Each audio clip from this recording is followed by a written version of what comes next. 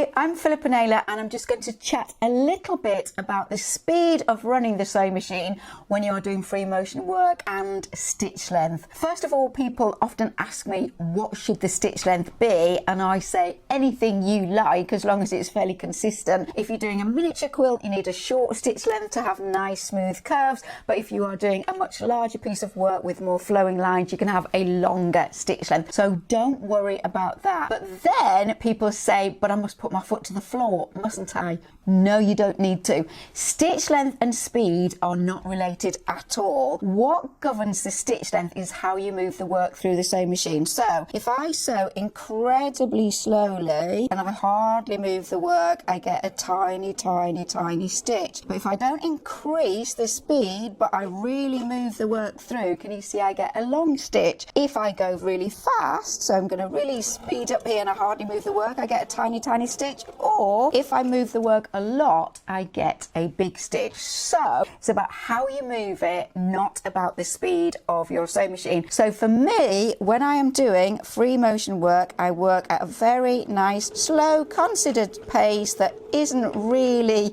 making me feel anxious. I'm in control of what I'm doing. I can stop to reposition my hands often, and it really works for me. Give it a try. Slow down. You don't need to have your foot to the floor.